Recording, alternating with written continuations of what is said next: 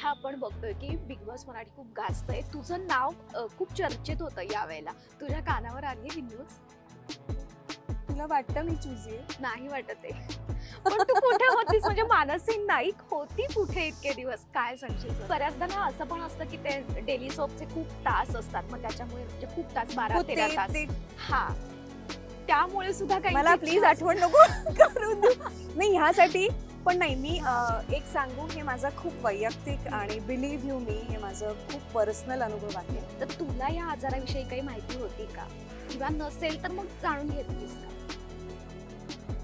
खरं तर it's a very good question. का सांगते, जर एका व्यक्तिरेखाला हवा असेल की तिने एक बिकिनी शॉटच द्यावा किंवा ॲक्टरनी शर्टलेस कुठला तरी शॉट द्यावा आणि त्याला ती त्या रिक्वायरमेंट आहे त्या व्यक्तिरेखेची, तर शॉर्ट तुम्हाला ते केलंच पाहिजे. मला ऐकू गेलंय आपल्या ऑडियन्स. सॉरी, आय मीन जे आहे ते मला मग कसं मी आणतेस तू जे हा बोललीस ना calmness? ते मी एक्झॅक्टली ऑपोजिट आहे. तुला माहितीये का? मी बिलकुल काम नाहीये. हो. नो. नमस्कार, सेलिब्रिटी कट्टावर मी ऋषाली काणे तुमच्या सगळ्यांचं पुन्हा एकदा स्वागत करतेय. तर माझ्यासोबत आता आहे तुमच्या सगळ्यांची आणि माझी सुद्धा आवडती अभिनेत्री मानसी नाईक. मानसी, खूप स्वागत आहे तुझं सेलिब्रिटी कट्टा. थँक्यू ऋषाली. येस. निमित्त खूप खास आहे कारण 13 फेब्रुवारीपासून मन आतले मनातले हा चित्रपट आपल्या भेटीला येणार आहे सगळ्यांच्या. त्या निमित्तानेच या चित्रपटाविषयी सगळ्या गप्पा मारायला, हे सगळं जाणून घ्यायला आणि इन जनरल सुद्धा मानसीशी मी आज गप्पा मारणार आहे. जाणून घेऊया या चित्रपटाविषयी. सो मानसी, कशी आहेस? खूप छान. कशी वाटते? मस्त. बरं, मला माहितीये का, आज एक तर आपण फर्स्ट टाइम भेटतोय, तर मला ना असं वाटलंच नाहीये की पहिल्याच भेटीत की आज आपण फर्स्ट टाइम I भेटतोय know. आणि फर्स्ट टाइम इंटरव्ह्यू देखील करतोय. I know, which is very sweet. Yes. आणि पुण्याच्या मुली अशाच असतात. All credit goes to you खरं तर. To Yes. Us both. Yes. तर आता प्रमोशन आपण बघतोच आहोत. खूप धावपळ चालली आहे तुझी. तर कसं चाललंय ओव्हरऑल प्रमोशन, त्याविषयी मला जाणून घ्यायचंय. सर्वप्रथम थँक्यू तुझं सुद्धा की आज 2026चा माझा जो पहिला चित्रपट आहे त्याचं प्रमोशन घेऊन आज आपण इथे बसलेलो आहोत आणि खूप छान वाटतं आहे. आज अनफॉर्च्युनेटली काही टेक्निकल कारणामुळे माझी संपूर्ण टीम कुठेतरी अडकली आहे आणि मी आज एकटी रिप्रेझेंटेटिव्ह आहे माझ्या चित्रपटाची.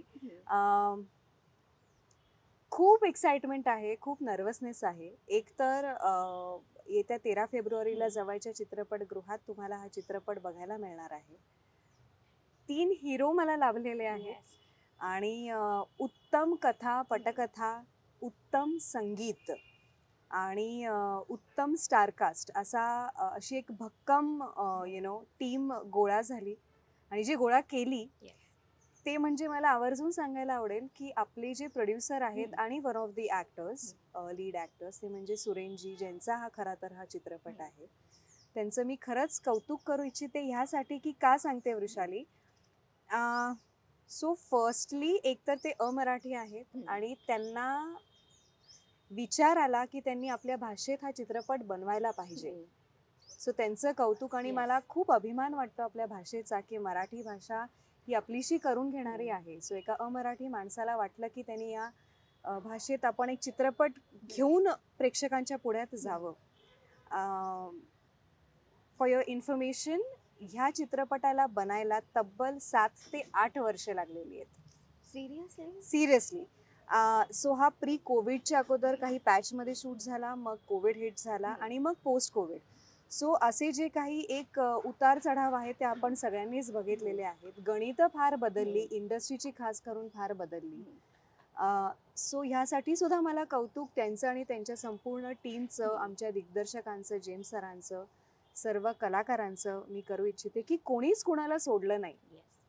अनेकदा आपल्या भाषेत असं खूप दुर्दैवी गोष्ट होते की चित्रपट बनतात पण ते रिलीजच होत नाही, ते तोपर्यंत पोचतच नाही.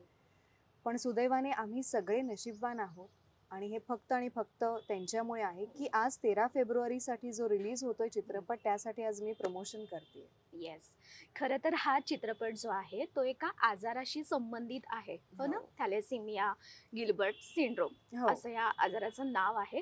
तर आपल्याकडे ना ज्या कुठलीही कथा येते किंवा तिची स्टोरी ऐकवली जाते तुम्हाला, तर त्यानंतर ना एक अभ्यास साधारण होतच असेल ना, की हे काय आहे? तर तुला या आजाराविषयी काही माहिती होती का? किंवा नसेल तर मग जाणून घेतलीस का? खरं तर it's a very good question. का सांगते, माफ करा, मी खरं तर मला या आजाराविषयी माहिती नव्हतं, कारण बऱ्याचशा गोष्टी आपल्याला नाहीच माहिती असतात, आपण पहिल्यांदा ऐकतो. बरोबर. आणि असे अनेक दुर्दैवी असे आजार आहेत. आणि सेकंड गोष्ट, ती जाणून खरं तर घ्यायला पाहिजे, कारण त्या चित्रपटात मी होते, Correct. तेही मी केलं नाही. तर एक कलाकार आणि एक माणूस म्हणून ह्या दोन्ही गोष्टी माझ्यासाठी मी फार चुकली आहे. पण ह्यानंतर मात्र मी ह्याचा थोडाफार, कारण मी स्वतः अभ्यासिक आहे, त्याच्यामुळे मला आवडतं अभ्यास करायला. तर मी डेफिनेटली ह्याचं उत्तर घेऊन मी येणार. So coming back to your question, जरीही एक सोशल मेसेज असेल प्रेक्षकांसाठी, तरीसुद्धा आपल्या टीमनी काय केलं आहे की ते खूप साध्या सोप्या शब्दांमध्ये प्रेक्षकांच्या समोर मांडलं आहे. सो ती डॉक्युमेंटरी न वाटता एक फुल फ्लेज्ड कमर्शियल फिल्म वाटावी असं लक्षात घेता हा चित्रपट बनवलेला आहे. आणि जी काही माहिती मिळते या आजाराबद्दल, कारण त्याचं बंबार्डिंग नाही केलेलं आहे किंवा ते ओव्हर द टॉप डॉमिनेट होत नाही किंवा त्या आजाराच विषयी सांगितलेलं गेलं नाहीये. त्याच्यात अनेक कहाण्या एकमेकांबरोबर आहेत, कारण माझे 3 हिरो आहेत. तर त्या प्रत्येकाबरोबर अपूर्वा, म्हणजे जी माझी व्यक्तिरेखा आहे, ती तिचं जे इक्वेशन आहे ते काय आहे किंवा कहाणी काय आहे, कथा कुठच्या कुठे कुठे जाते, आपले वेटरन ॲक्टर्स आहेत ह्याच्यामध्ये, सो त्यांचा काय रोल प्ले आहे, हे सगळं ना खूप साध्या सोप्या शब्दांमध्ये, डायलॉग्समध्ये, कहाणीमध्ये गुंफलं गेलंय. आणि मग शेवटी जेव्हा लोकांपर्यंत पोचतं की हा आजार असा आहे, तर त्याची एक थोडक्यात माहिती दिग्दर्शकांनी आणि प्रोड्युसर यांनी टीमनी मिळून ती प्रेक्षकांपर्यंत पोहोचवली. So it's a very soft social message, but it is a social message.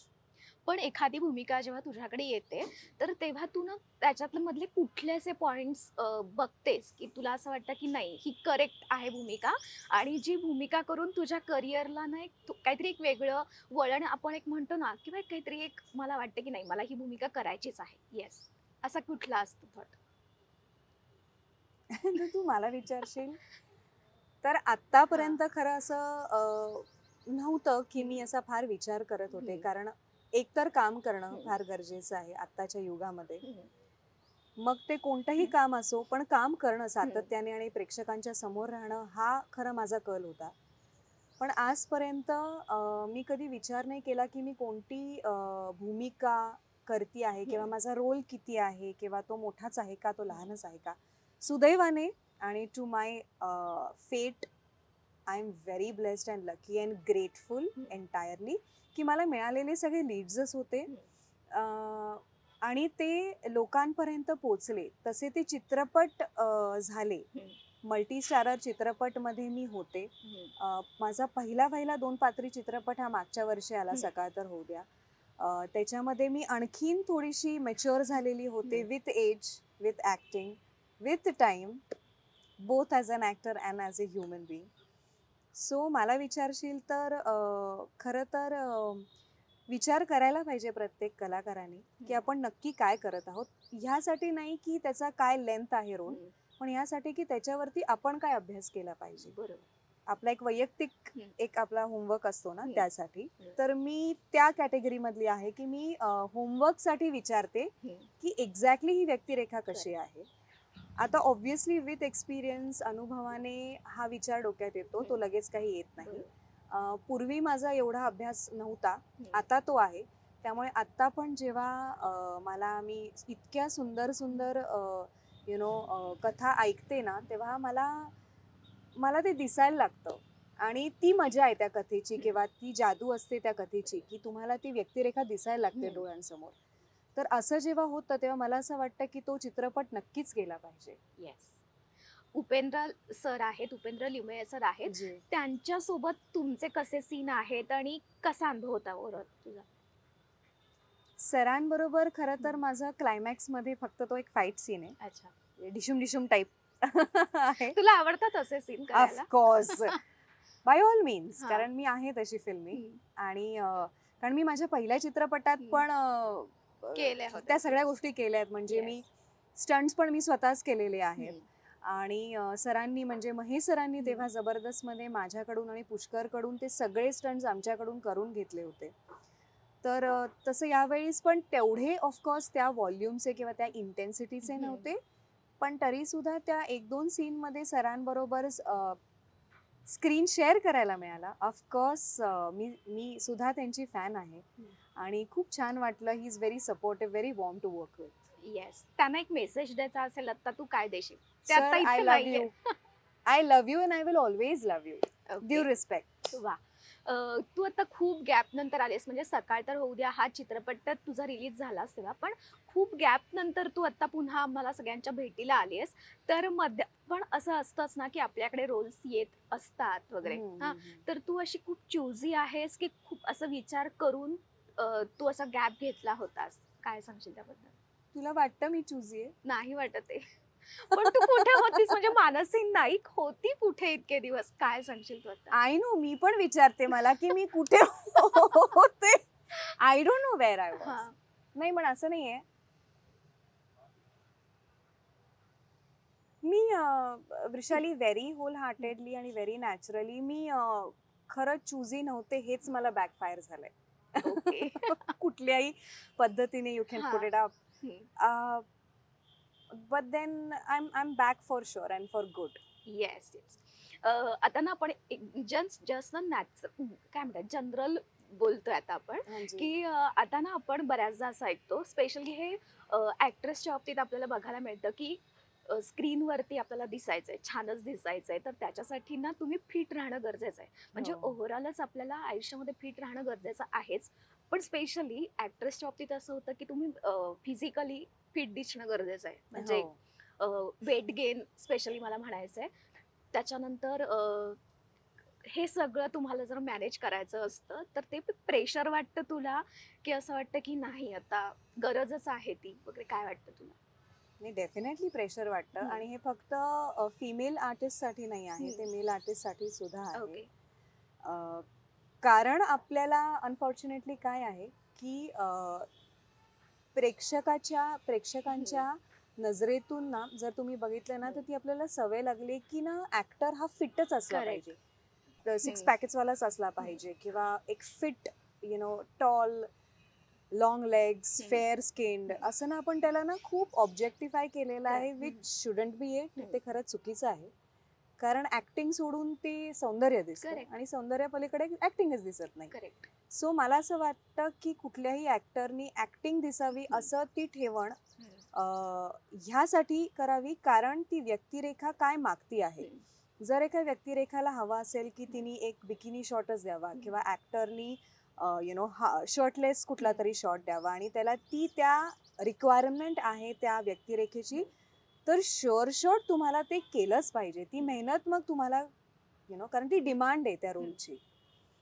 पण जिकडे डिमांड नाही तर ते मला आय थिंक ते खूप वाया गेलेलं वाटतं. कारण खऱ्या आयुष्यात आपण जेव्हा रहदारीमध्ये फिरतो तेव्हा खरे हिरोज हे कधी गोरेच नसतात. करेक्ट. किंवा 6 पॅकवाले एकदम डंबल्स उचलणारे असे हिरो नसतातच.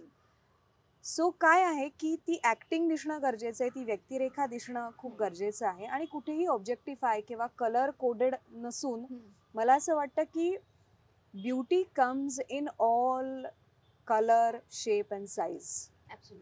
आणि हे मी वैयक्तिक ह्याला फॉलो करते, आणि I want people to follow it for a reason. म्हणजे त्याला तुम्ही ऑब्जेक्टिफाय करू नका.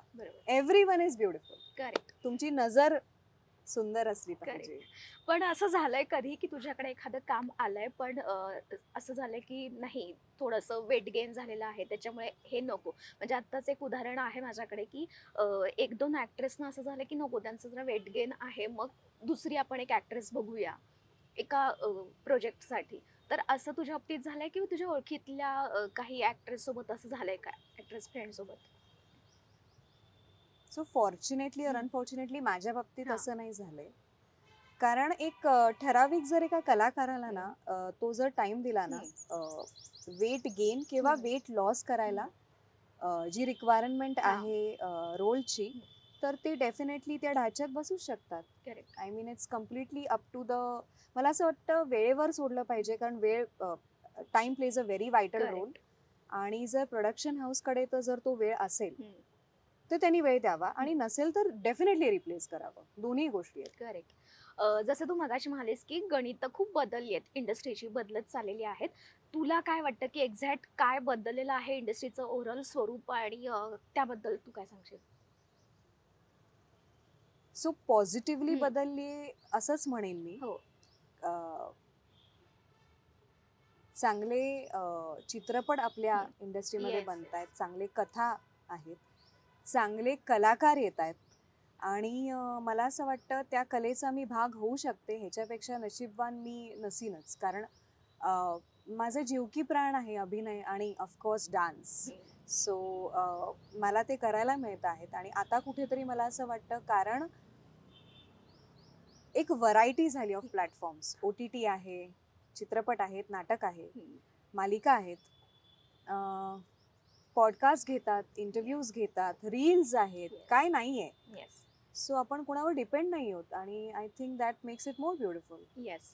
मनसी, मला ना एक विचारायचं आहे की मी आल्यापासून बघतेय की तू खूप काम आहेस, आणि ना एक प्लेज आणि एक सब हे म्हणतो ना, एक स्माइल की जे समोरच्याला ना एक पॉझिटिव्हिटी देऊन जाते. सो तू मला हे विचारायचं की एक आपण म्हणतो ना रहस्य म्हणतो, तर ते मी रहस्य नाही विचारणार आहे. So, कारण हे मी सांगणारही नाही. हा, yes.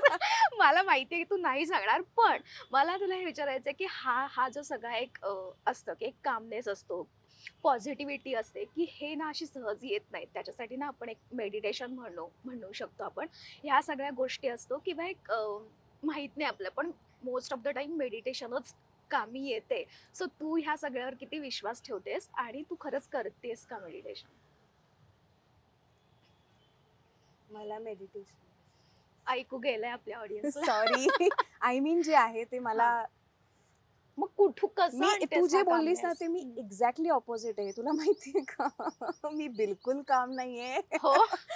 नो म्हणजे तू अँग्री वुमन वगैरे नो, काय आहेस? कामनेस म्हणजे मी अशी खूप चंचल आहे. ओके. म्हणजे मी खूप बोलते. बडबडी. हा. हा, बडबड लाईक खूप बोलते, हम्म. आणि I like to be real. आणि एकतर काही तुम्ही म्हणू शकता हम्म. की एकतर ॲज अ कलाकार म्हणून, म्हणजे आत्ताची जी परिस्थिती आहे, आत्ताच्या परिस्थितीमध्ये असं असतं की जेव्हा माणूस म्हणजे कलाकार बरोबर. जेव्हा तो काम करायला लागतो ना, तर तो अधिक सुंदर होत जातो. येस. कारण त्याला काम मिळतंय, करेक्ट. आणि त्याला हवं तसं काम मिळालं तर तो आणखीन त्याच्या सौंदर्यात भर पडते. करेक्ट.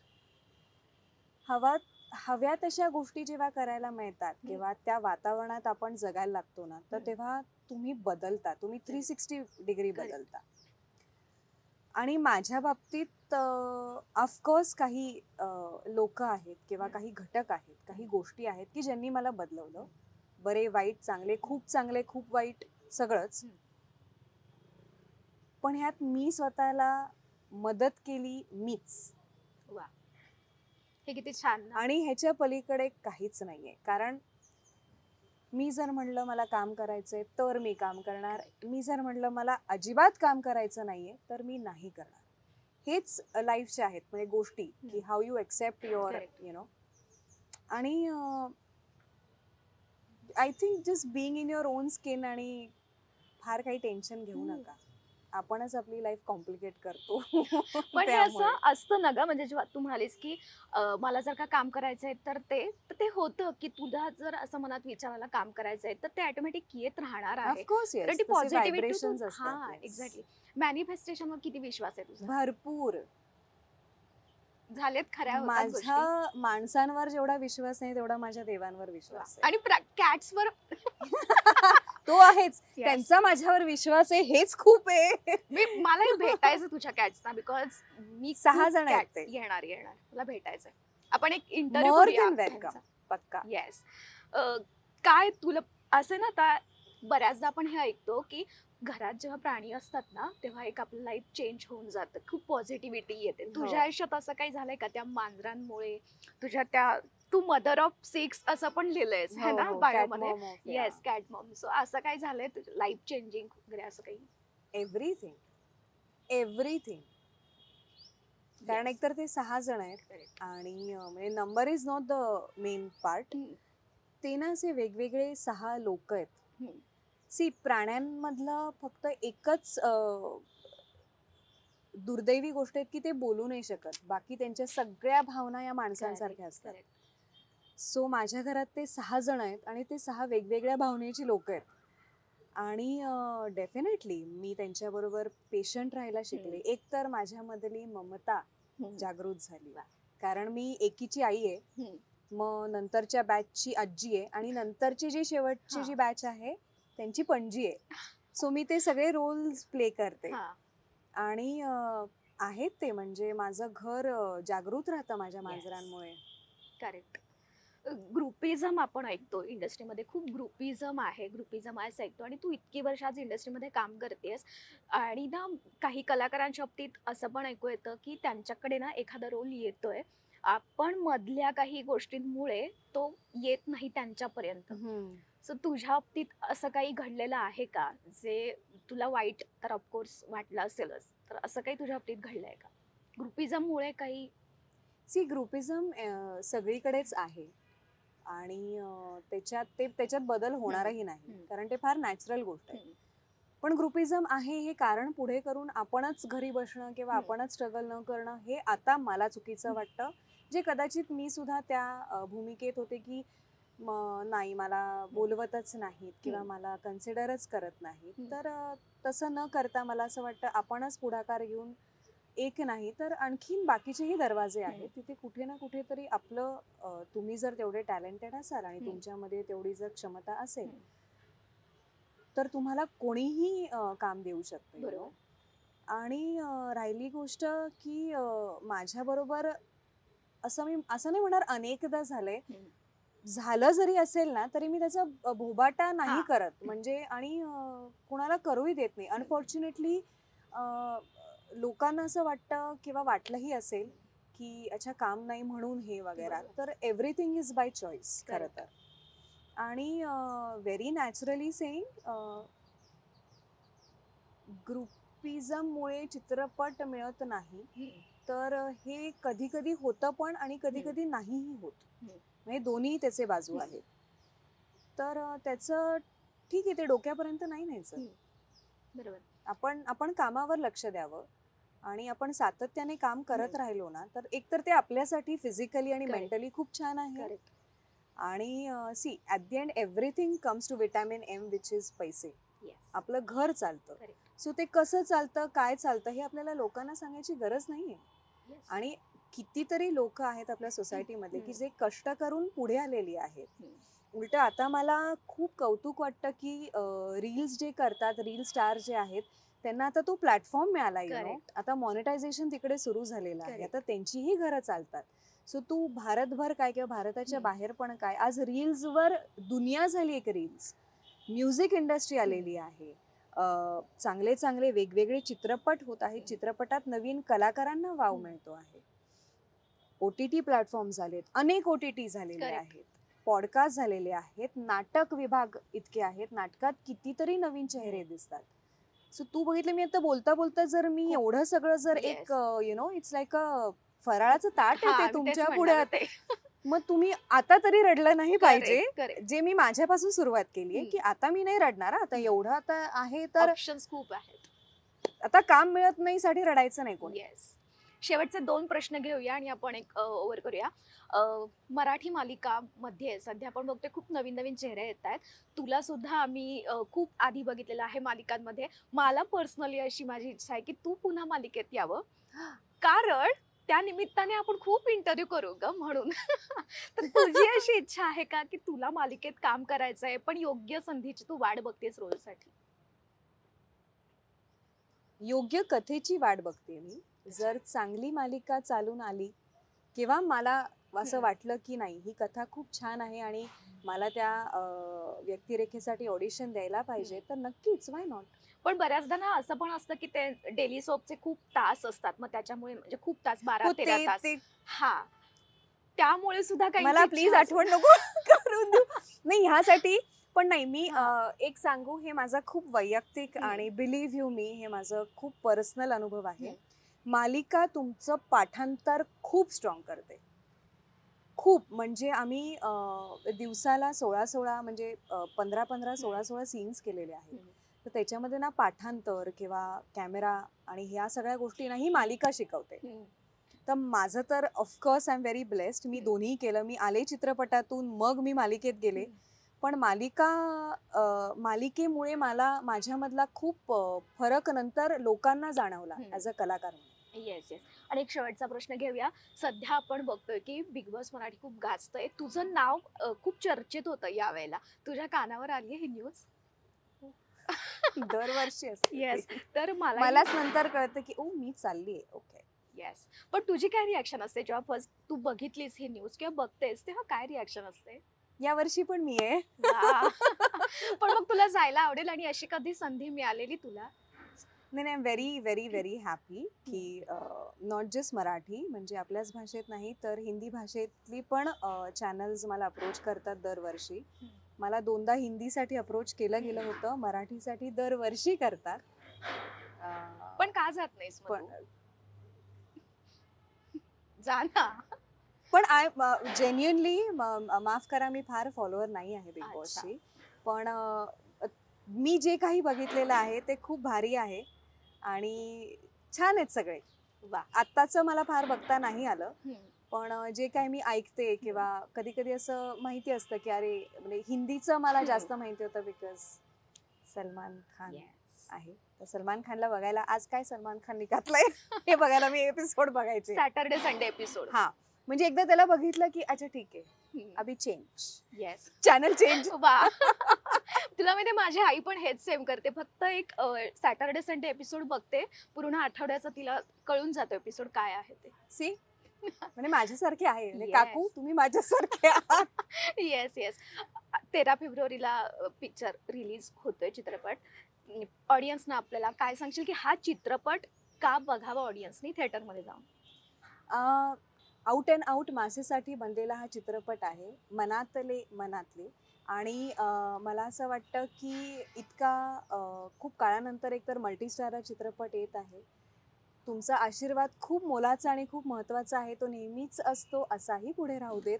येत्या जवळच्या चित्रपटगृहात तुम्हाला 13 फेब्रुवारीला हा चित्रपट बघायचा आहे आणि तुमची प्रतिक्रिया आमच्यापर्यंत पोहोचवा. येस. मानसी नाईक सोबतचा हा इंटरव्ह्यू तुम्हाला कसा वाटला हे आम्हाला या कमेंट बॉक्समध्ये नक्की सांगा. व्हिडिओ आवडला असल्यास लाईक करा, शेअर करा आणि अर्थात सेलिब्रिटी कट्टाला सबस्क्राईब करायला विसरू नका. बाय.